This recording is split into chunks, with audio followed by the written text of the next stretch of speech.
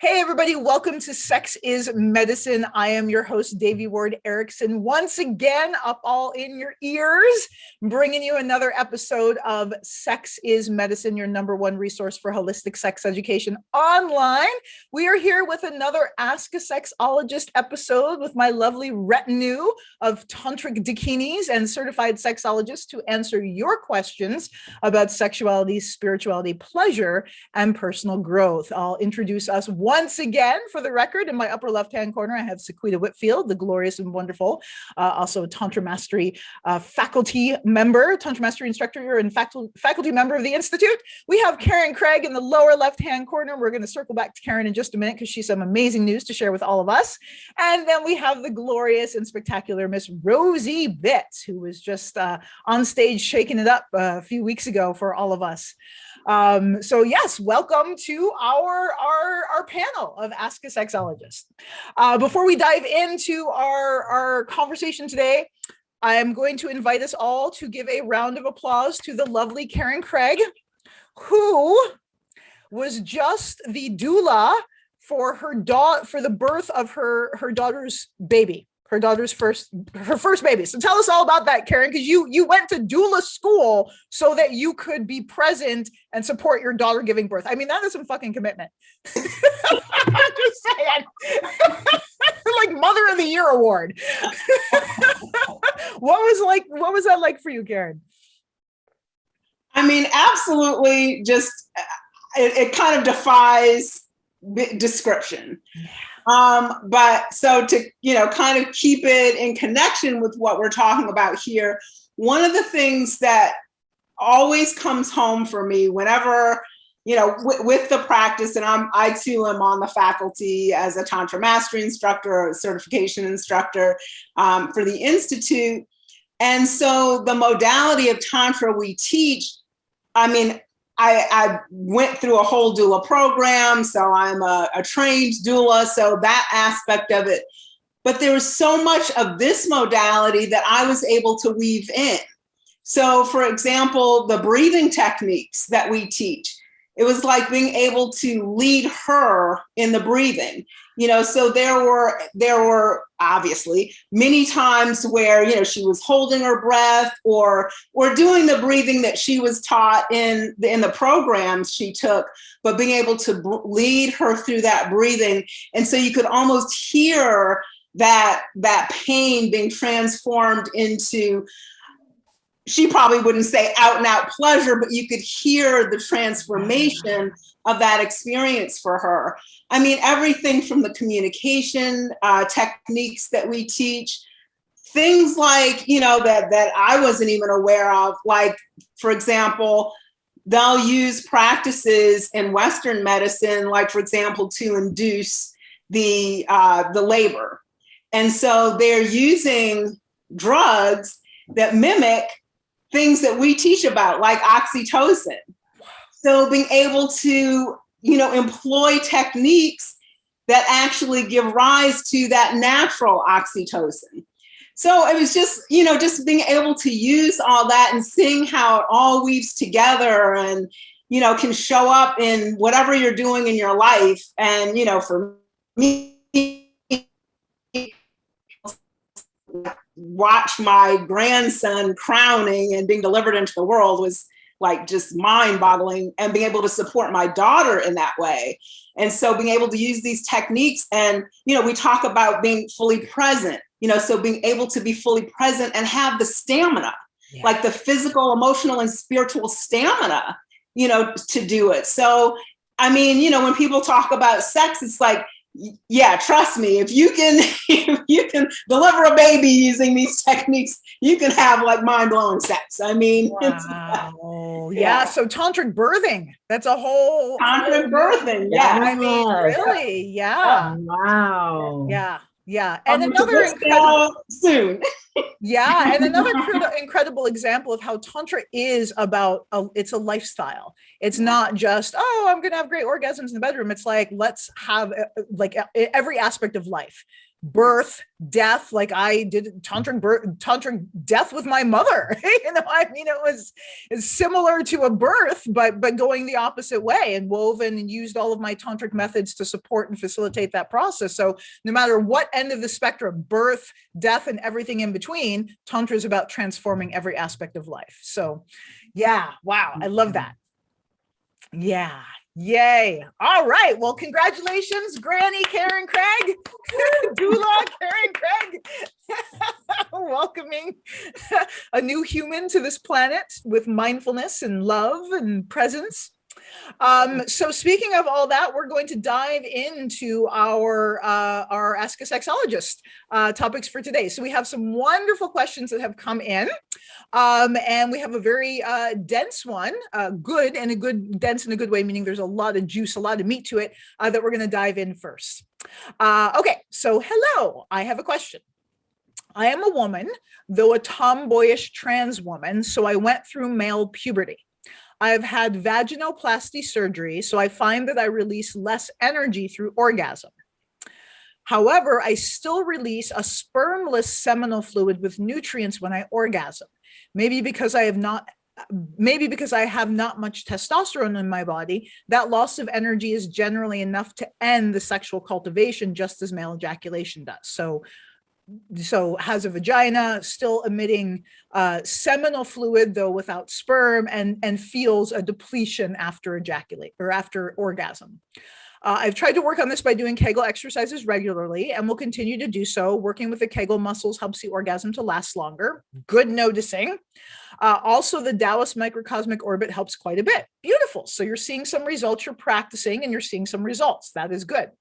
There may have been times when I've had a peak in sexual pleasure followed by an orgasm emission. So maybe that means I've had 2 in a row, but it's not clear that I've had multiples. So you're wanting to experience more clearly having multiple orgasms. I also tried doing sessions where I stimulate myself for an hour or hour and a half and do edging. Still haven't had clear multiples yet. And since I know someone who has had multiples through breast stimulation, I also work on breast stimulation, which is really pleasurable, though the energy is harder to increase there. So I guess I have both female, quote unquote, sexual problems, getting aroused enough, and male ones, quote unquote, premature ejaculation. If my goal is to enhance arousal so that the feeling of bliss becomes spiritually transformative, what would you suggest? Should I basically keep going and practicing, or are there other methods that I'm not doing that you would encourage me to do? Thank you so much for any advice. So there's a lot to unpack there. I think there's multiple questions, which is why I wanted to bring it to the entire team to address. So starting off, what are your thoughts? Rosie, you want to go first? Sure. Yeah. Number one, amazing. Like, hey, you are having amazing orgasms.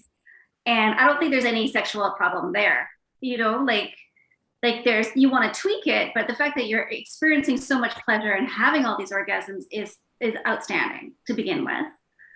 And I would say what it sounds like to me, to some degree, is getting used to having your vagina, right? Orgasm is still sort of ingrained in your brain that it looks like a very linear, very male type thing. And often vaginal orgasms are not these incredible, like your multiples are not these incredible peaks of pleasure and then a down and then incredible, they're like these gentle waves. So I would really encourage you to start to get into like looking for the waves as opposed to the big peaks, because you may be having a number of waves. And as you focus on those are going to become multiples. Like a lot of cisgendered women who are born with vaginas don't realize they're having multiple orgasms or even vaginal orgasms until they start to get into it. And then that pleasure expands.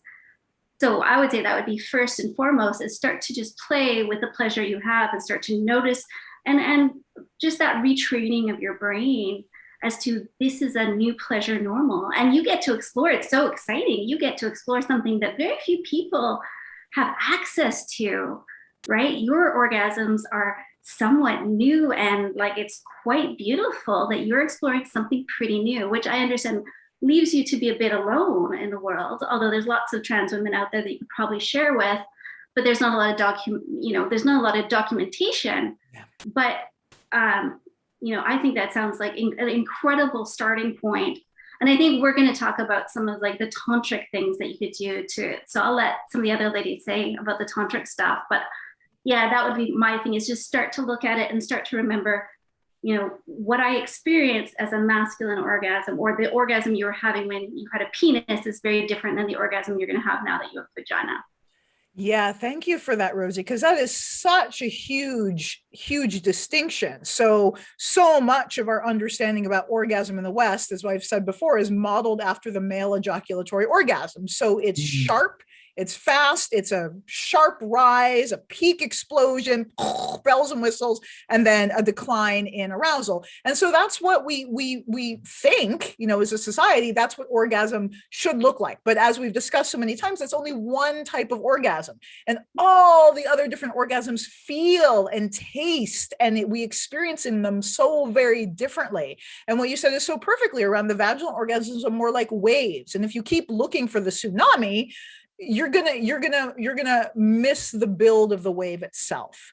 And they often arise very subtly, very gently.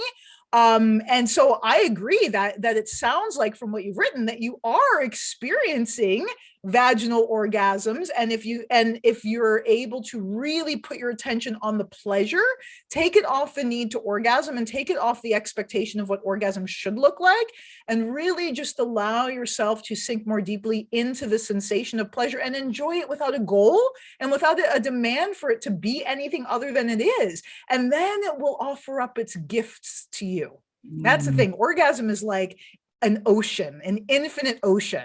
And if we let go and just like rest in the water, then it really, like, all the treasures rise to the surface and become made manifest to us, to be poetic about it. So Sequita, what are your thoughts on this? I'm just going to go into that wave. That was like, We're all having orgasms now. Keep talking, Devi. We're just about there. I'm having an eargasm right now. I mean, just keep going. I want to honor you for exploring your full body. You mentioned working, exploring your nipples and how sensitive nipples can be and how erotic nipples can be. And for me, I've noticed that when I pleasure my nipples, it's directly related to my vulva. I mean, I get that charge from top to bottom. So I honor you for that, exploring that. And I would encourage you to do more of that. There are so many other ways to experience orgasm as well. And we're going to talk about that. But I just wanted to point out that was a good start for you. I'm happy for you. Beautiful. Beautiful. Thank you, Sequita. What are your thoughts, Granny? Of course, so you know where my head is, obviously. But as you were talking about those waves, it just reminded me so much of, like talking in terms of like, childbirth, talking about labor, like we talk about it like, just this painful, horrible experience, as opposed to the contractions being like waves. Yeah. And there's that actual resistance to the contractions that creates that tension in the body and that pain. Mm-hmm. And so just by like releasing that connection to it as being this, let me hold on, as opposed to just riding it, like literally like a surfer on a wave, just riding it. And so, it's exactly what you were saying, just instead of being focused on the the orgasm, just hang out in that space, like, oh wow, what does this feel like, hanging out in this pleasure, and she talked about wanting to experience more bliss and the spiritual aspects of it. Mm-hmm. And so spiritual, to a large degree, is really what you experience through your body. So it's like in really being fully present in your body and being able to ride that and hang out in those spaces of pleasure, and instead of trying to get someplace else, which is really just a form of resistance, resisting being in that pleasure. So I'm like co-signing on everything all of my colleagues said. Yeah, and I love that point. Thank you so much, Karen. That so often we have this concept that spirituality means something outside of ourselves or something that we have to reach and strive for. And so many of us on this journey have experienced that spirituality is really about coming home to our humanity. It's really about just being present in the body without any judgment or any attachment to the way we think things should be. And being fully just present and rooted and anchored and allowing the messages of the body to arise without interference and without suppression or judgment or attachment. So I love that. I love that the spiritual journey it's going in. It's not necessarily striving or going out. So I'm gonna address your Tantra yoga practice because that's what I want to focus on. So as I said, so you're doing pelvic floor exercises, so Kegels. I would venture that Kegels may be insufficient for you. I would recommend doing. So the difference between Kegels and like yogic exercises that are actually going to build not just your pelvic floor, but your energy body, your downward voiding winds. The difference between these two is the integration of mindfulness and the breath. So with Kegels, you're just kind of squeezing and, clenching and whatever. And there isn't this emphasis on harnessing the breath and synchronizing it with the muscular contractions and release.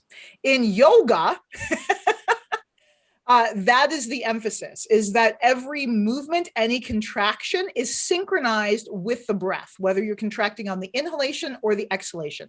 And the reason for that is that when we integrate the breath into the movement, that allows us to access the energy body.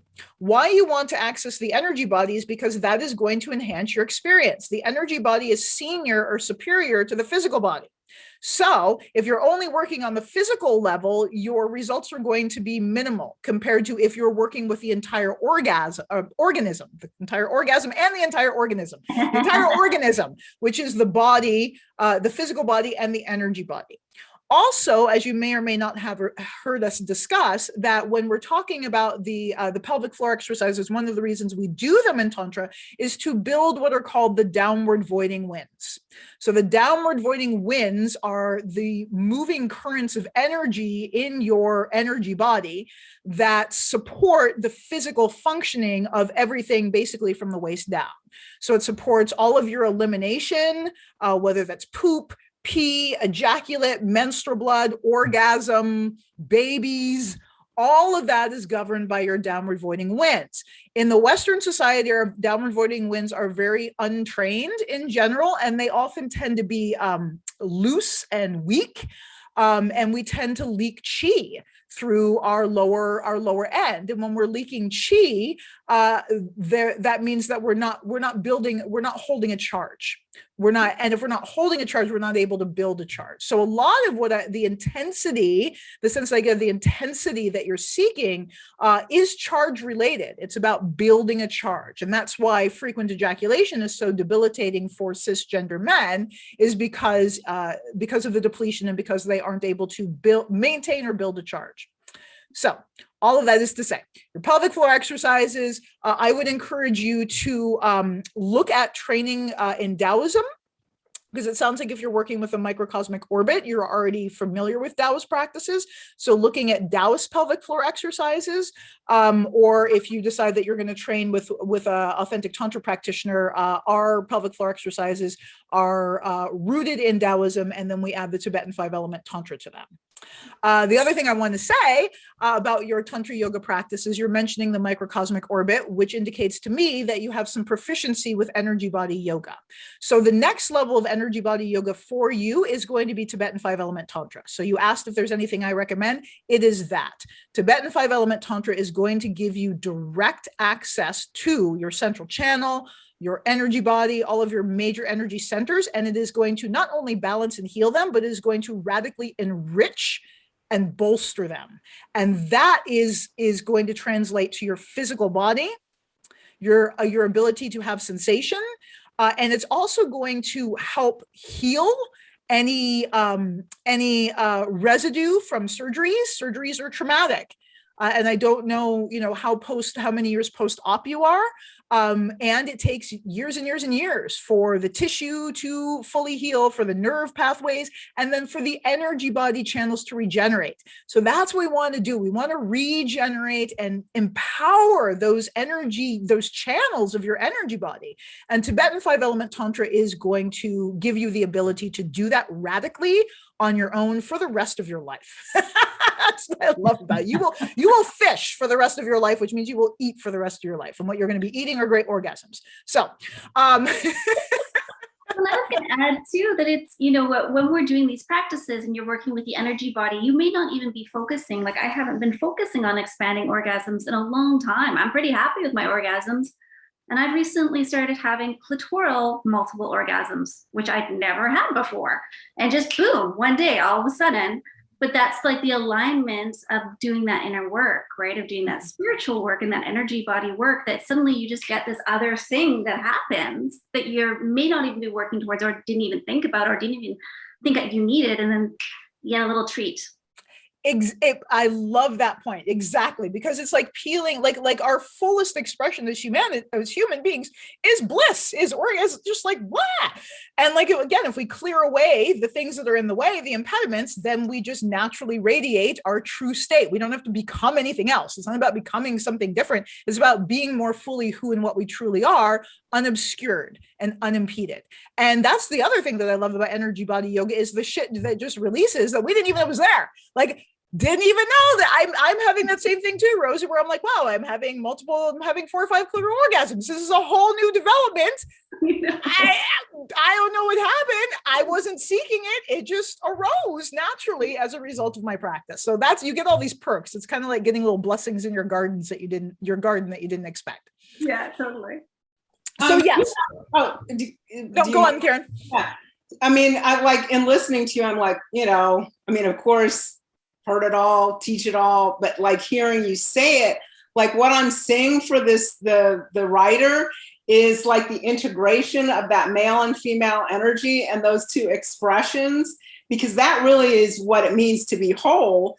And that's what yoga is. Yoga is a weaving. So when we talk about those Taoist practices and Taoist yoga practices, it's not like, well, I was male and now I'm female, like kind of either or, as opposed to like bringing those energies together.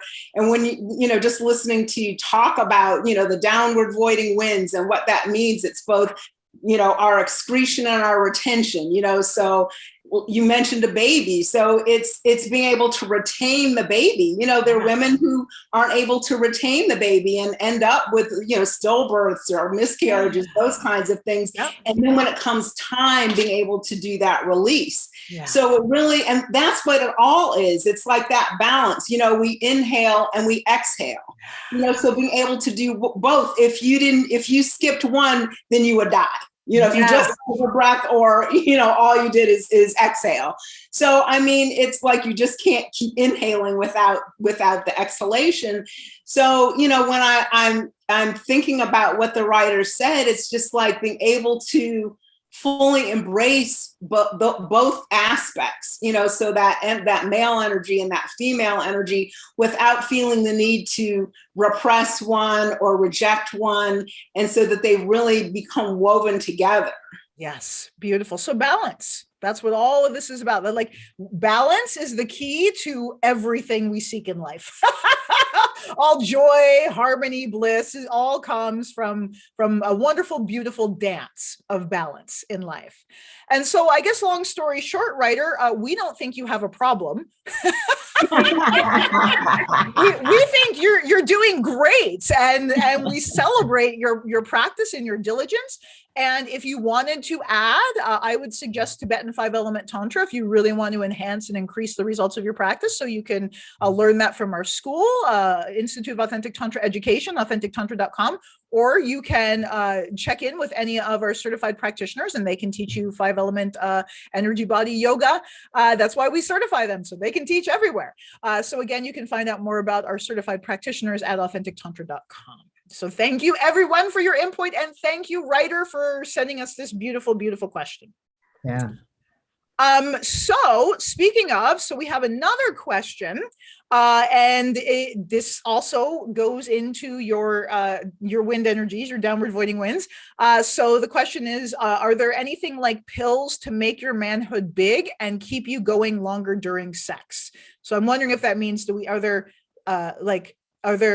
non-pill methods to make you bigger and keep you longer? Or we can't give you pill recommendations. We don't prescribe pills. But we'll talk about the non-pill remedies to make you bigger and keep you going longer during sex, because this is actually one of our areas of speciality, is helping people with lingams last as long as they want and cultivate ejaculatory choice as opposed to reflex.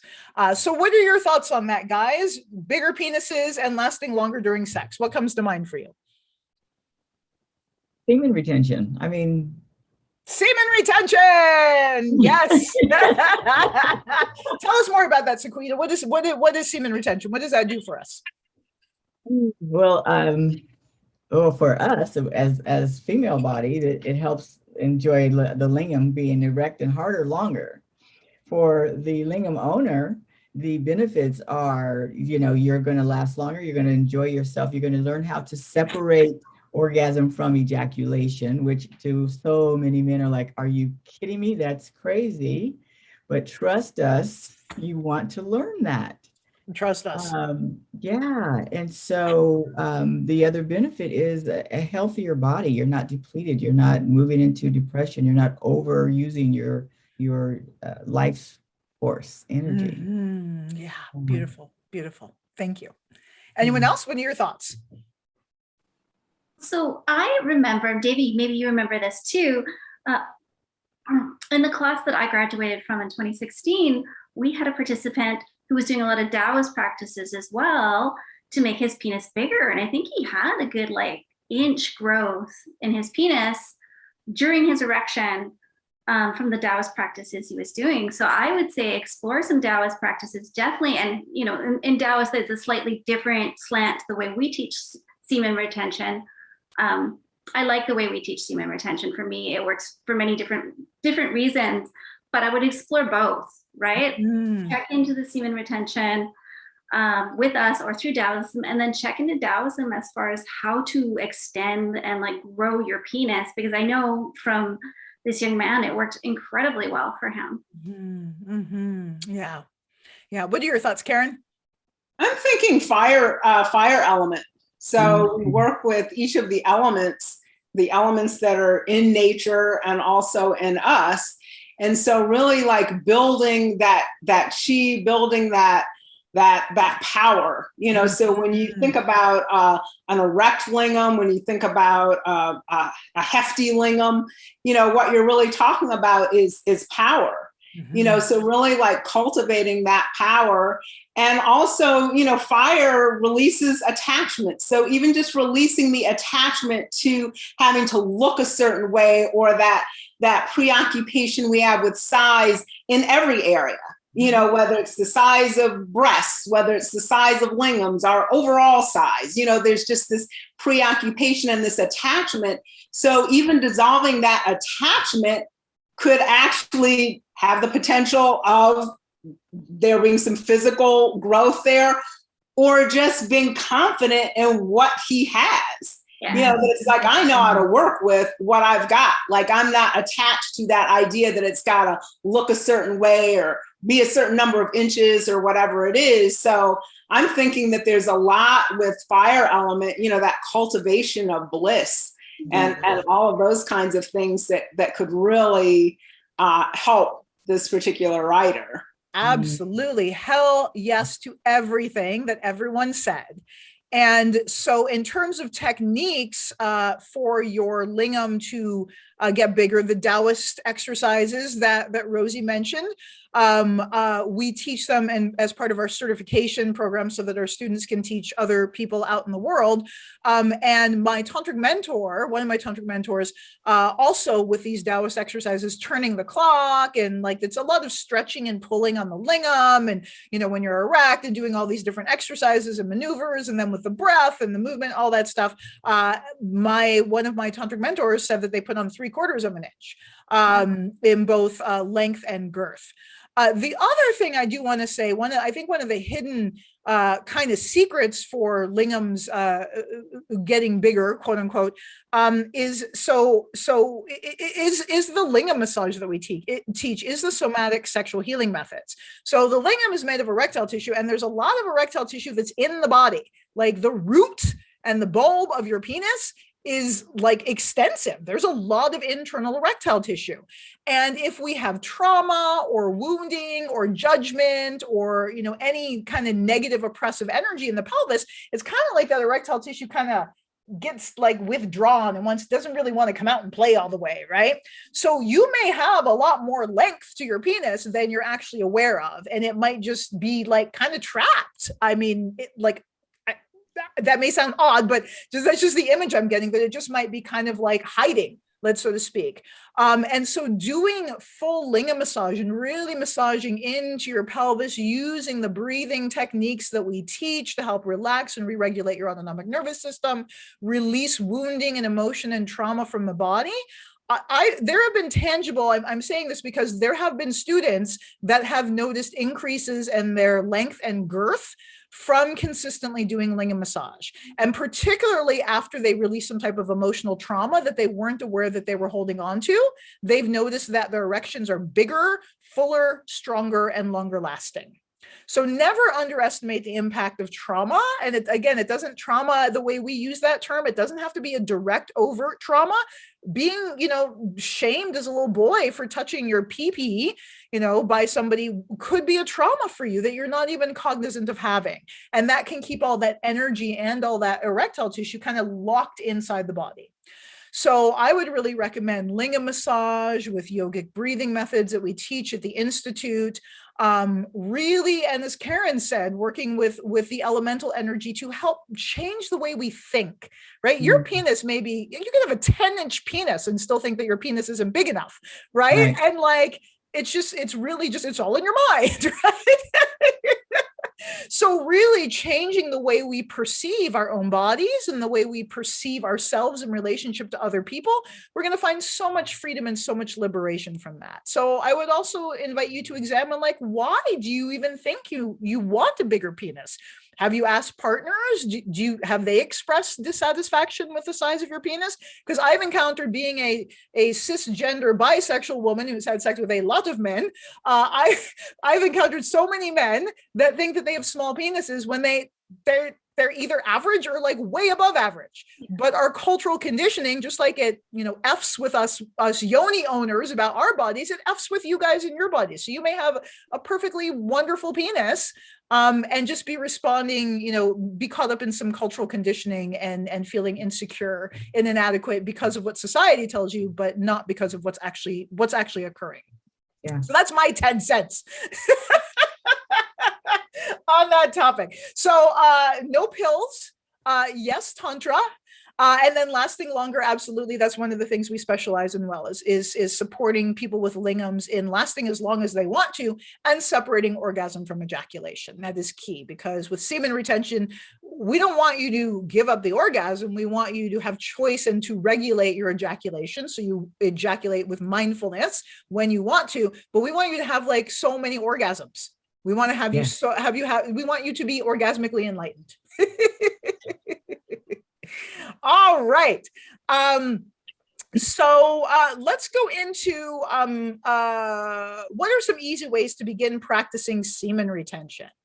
Since we're on that topic, I don't know if there's an easy way to I don't know. I think the way we teach semen retention is pretty, it's accessible. Yeah. Like, pardon me, we have students who like get it, have results like in one session. So what are your thoughts? Like, what have you guys seen using specifically the methods that we teach for semen retention in terms of the timeline of results from, you know, introducing the method to being able to successfully retain an ejaculation? I think it depends on the person very much. You know, I've worked with clients that it's taken a long time, or I've had partners that it's taken a long time. And then I've had, you know, one of my last sexual partners, I gave him like 5 minutes of instruction, although he had the body-to-body transmission. He figured out semen retaining with that 5 minutes of instruction, like within 6 weeks.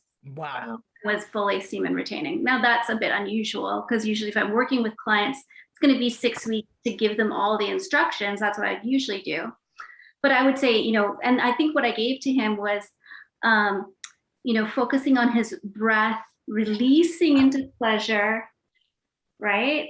Ocean breath, releasing into pleasure, and even just being cognizant of the fact that ejaculation and orgasm were two separate things. And just with that little bit of knowledge, he was able to play until he started to separate it out on his own. Yeah. Yeah. So that's a good point, that like our yogic propensities do play a huge role in how quickly we see results. Different body types are going to see results differently, and different propensities and different karmic propensities, and also how much you practice. And then your level of depletion going in. So what are your guys' thoughts on how to quickly accomplish semen retention? Well, I mean, I'm curious about just the concept of quickly, and just the attachment to quickly. What does that look like? Because sometimes, and I know my husband, who's also a Tantra mastery instructor, he says sometimes with his male clients, it's that quickly that can be the issue, because they're trying to bypass things that they may not even be aware of. And like, let me just get to the tips and tricks. Let me get to like how I can, make my female partner, spin on the tip of my lingam, and then, but they can't do 10 breaths, much less 21 breaths.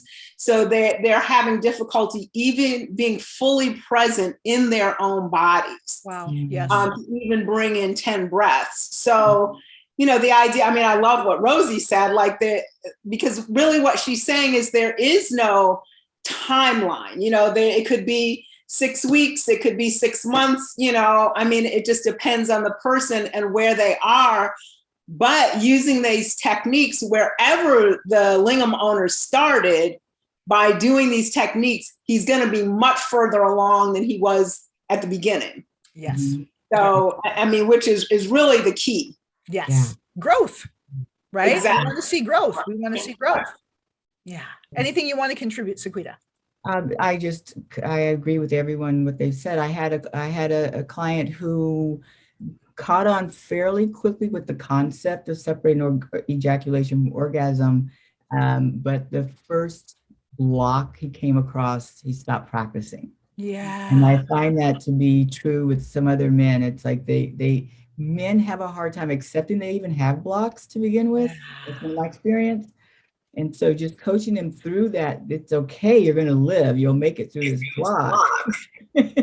That's been so far, that's been my experience, is that they just want to stop. They're like, no, I don't want to go through that. I don't want to release it. They don't know how. And it's scary. Yeah. And what comes to mind when you're saying that, like, that's the whole, we talk about the, how trauma releases from the body. So we go from numb to pain to irritation to function. So if we're accustomed to not being aware of a block, we would call that numbness, and then becoming aware of it is really uncomfortable. That shit does not feel good in any way, shape, or form. And so we may want to retreat back into the numbness to cope with or get away from the discomfort. And so again, because our society is not trauma informed, we don't have a lot of encouragement of like, no, actually, if we can move through that discomfort, if we can relax and breathe through it, if we can bring some pleasure there to that discomfort and get to the other side, then the glory of God awaits. Yeah. Yeah. And that really, I mean, goes to the benefit of having a coach. Amen. Because if you're just watching YouTube videos, I mean, YouTube videos can be instructive, but it's very easy if you don't have that one-on-one coaching, or whatever excuse you're giving yourself for why you're not moving forward, like, oh, I don't have time, or this doesn't feel good anymore, so I must be doing it wrong, or this must not be the right program for me. But when you have that like one-on-one coaching, the coach is like, okay, so now where are you in this? Now, why have you stopped here? let me support you and help you move you forward. So you're getting from that numbness to pain to irritation and full function, which is the end, the goal. Yeah. And what I find another benefit of having a coach or a counselor is that, we're not always aware of our blocks or our blind spots. Like I've had students that are encountering blocks and they just think that they're broken and failures. And I'm like, no, that's just a block. Like, just, you're doing great. This is good news that this is arising. This is a positive thing, right? But we're so conditioned and put so much pressure on ourselves for perfectionism and all of that when we run into the first little stumbling block, it's like, despair, right? Compare and despair without that guiding light on the other side. It's like, no, that's actually a good thing. You're actually doing great. The fact that you hit a brick wall is awesome. Yeah, absolutely. That's actually an indication that things are working as opposed to them not. Yeah, which is why we like to say slowly, gently. Slowly, gently. Yeah. So in terms of quickly integrating semen retention, praise and blessings for everything that's already been shared. And I just want to add a little distinction is that, there's 4 stages of becoming multi-orgasmic that we outline at the Institute. And the first is lasting longer. So the first step for semen retention is just learning to relax with sensation, learning, as Rosie said, to just be present in your body with the sensation without being overwhelmed by it and without needing to discharge it, embracing it, relaxing with it, and rewiring your literally the cells of your body to embrace and be present with this incredible sensation without needing to do anything about it. So that's it. The next is stopping ejaculation, and we teach specific methods for that. The next is separating orgasm from ejaculation. And when you're using the methods that we teach with guidance, this separation process usually takes between 6 to 8 weeks, we've seen. And so what that separation means is not necessarily that you're going to be able to have full climactic orgasms, hands-free. What that means is that these other more subtle, more fluid, more nuanced flavors of orgasm begin to arise. As people with penises, you're capable of having over 11 different kinds of orgasms, just like we are. And they all feel very different.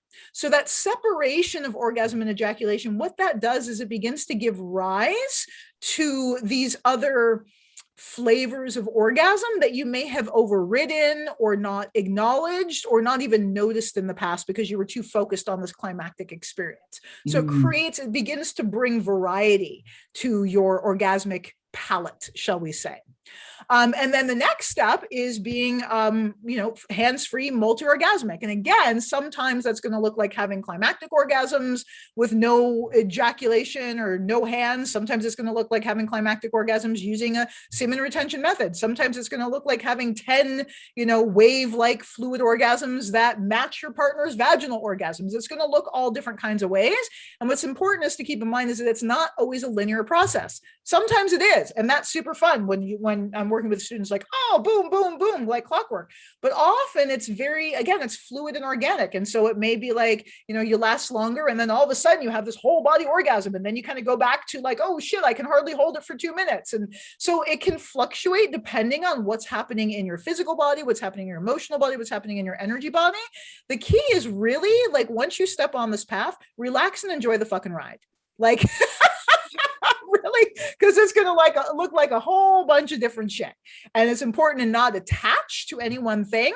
So, I'll give you an example from my life. Like when I first started training in Tantra 13 years ago, I was having these like mind-blowing, crazy, ecstatic, epic orgasm. And then my brain was using at my ear, blah, blah, blah. And it was incredible. It was my first experience of holding that much bliss. But now that I've evolved and my container has grown, what used to be overwhelming bliss is now just like a 2 on my pleasure scale. And so now my perception of what is blissful and overwhelmingly orgasmic has matured and grown and changed and altered.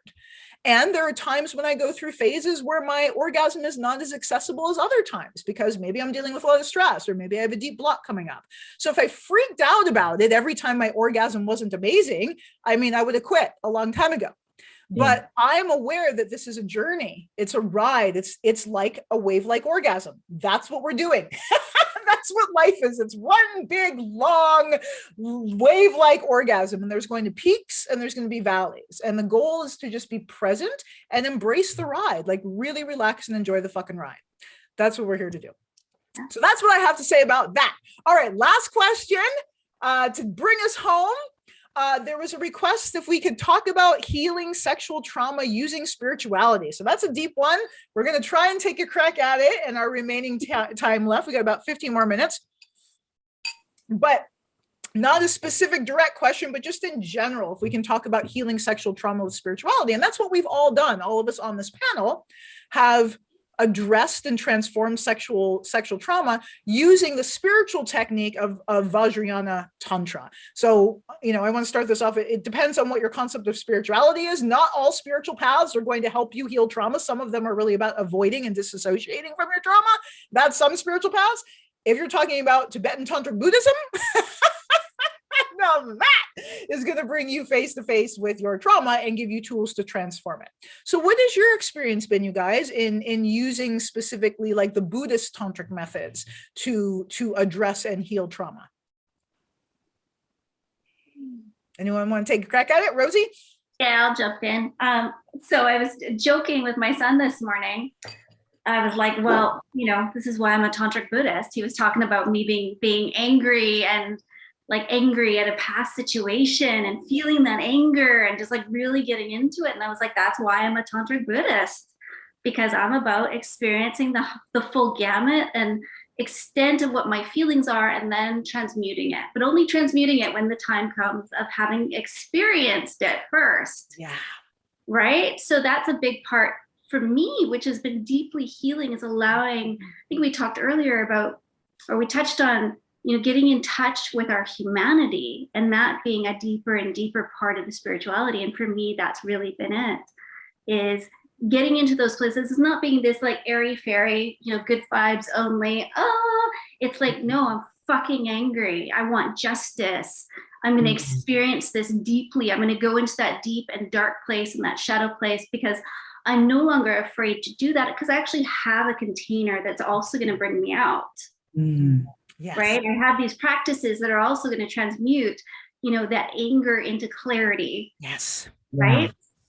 Yes. So it works in that sense. That's what I've been experiencing. Like that's been what's been most present for me in the last 48 hours. Mm-hmm. Yeah. So it's actually the journey of spirituality. Again, like we were talking about, it's not about leaving or disavowing or disassociating. It's actually about really claiming and really embracing the totality of our human experience, even when it feels gross, even when it's unpleasant. Like that's where we have to look. We have to look at the wound in order to know how to treat it. And it's riding the line between, and I love this about Vajrayana Buddhism, it's riding the line between ultimate and relative truth. Yes. Right? Yes. And for people who don't understand, ultimate truth being that like kind of macro view of we are all one and things are beautiful and there is a purpose to everything. Right? And relative truth being like, there is fucking suffering right now. We're living through a pandemic. People are dying. And you're riding that line between the two. And that's where like the non-attachment comes in. And so for me, having practices to ride through all of that and utilizing, within our practices in particular, we're utilizing our highest form of energy, which is our sexual energy. Mm-hmm. And so that part, the sexual, it loses the porn value, it loses the taboo, and it just becomes a regular part of our spiritual practice. Exactly.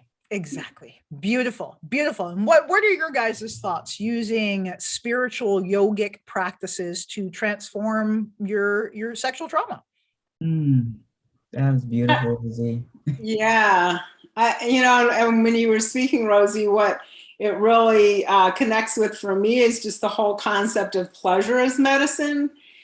So like we're taught, I always think of it like cleaning a pot, like getting the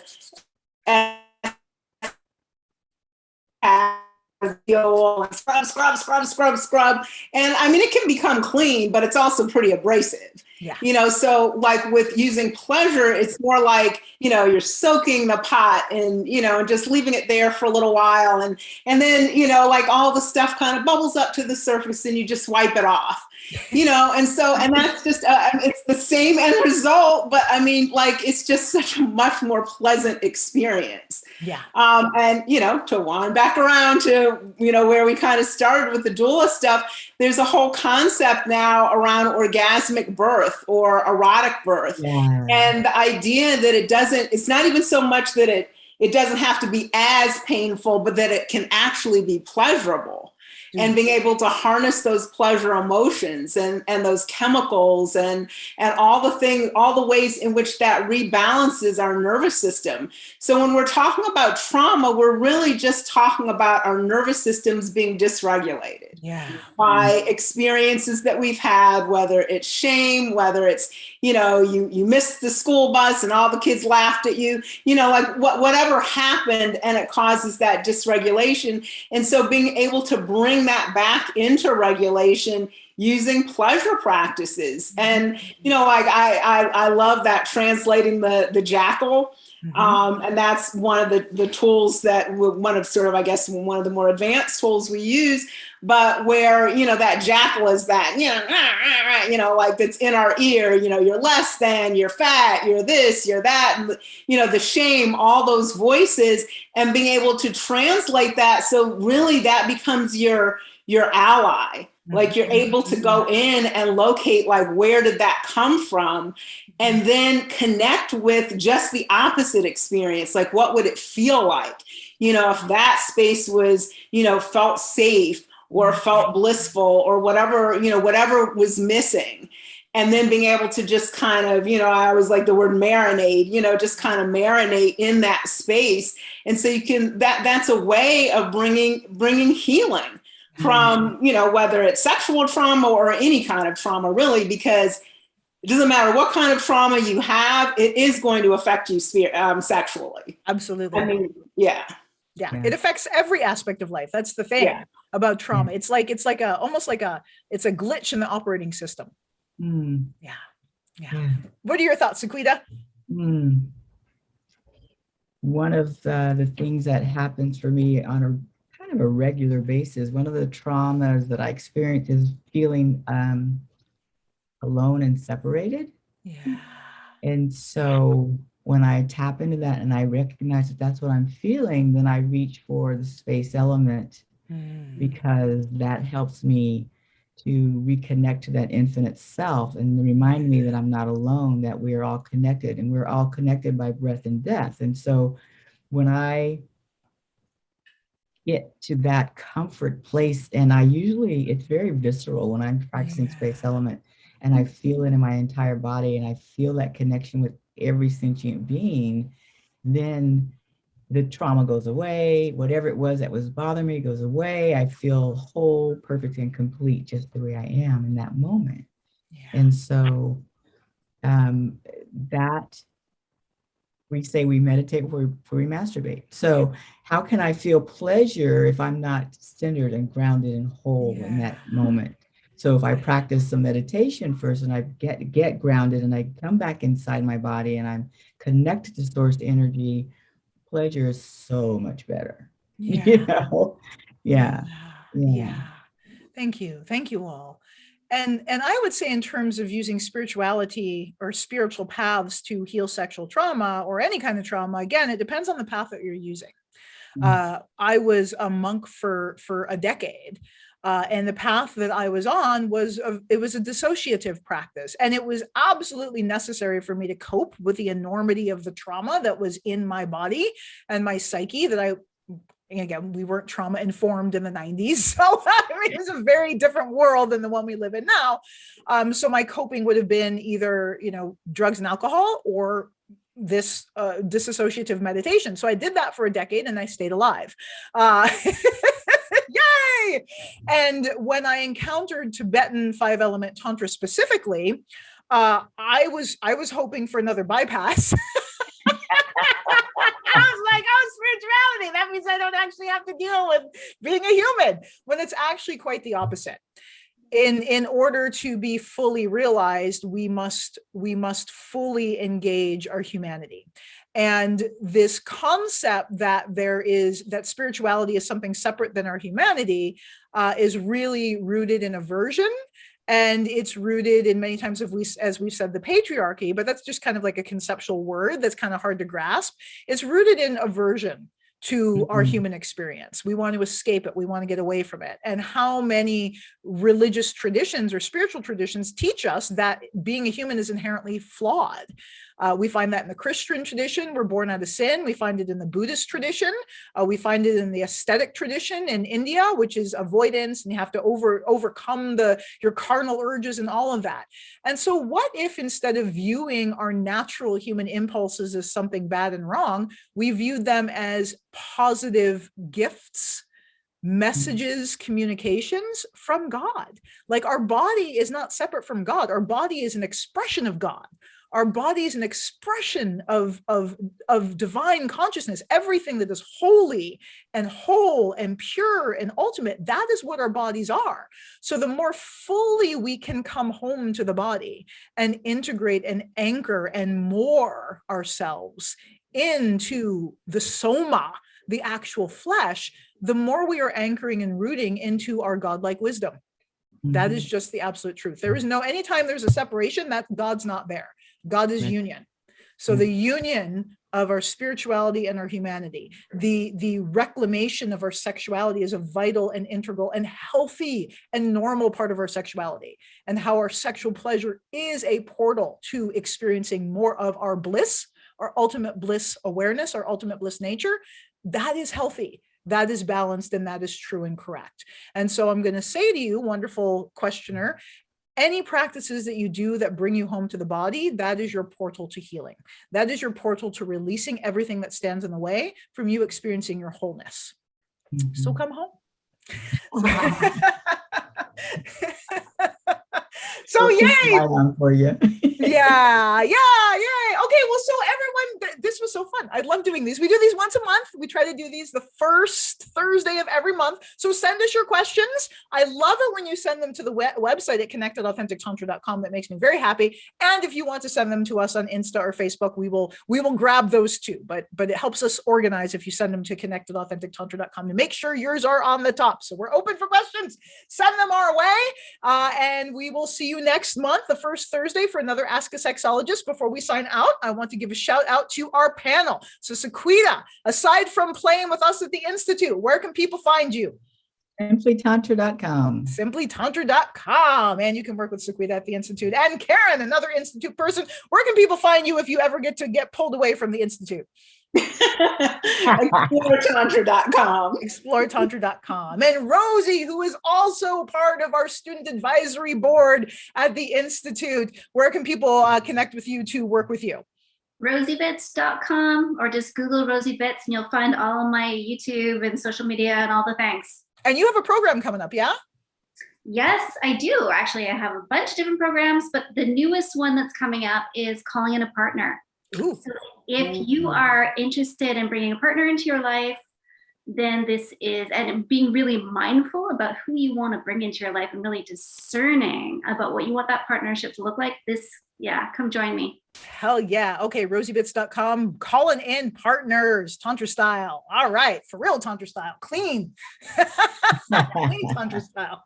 All right, thank you everyone. Make sure you stay connected to us, to me, to all of us between shows at Authentic Tantra, and find this Authentic Tantra on Instagram and Facebook. We have awesome info coming out for you every single week. Trending Tantra topics on Fridays, Soulful Sundays. So we have all kinds of fun stuff out there for you. And make sure you subscribe in Spotify, YouTube, all the good places. Much love. Have a beautiful, beautiful weekend. We'll see you soon. See you next month.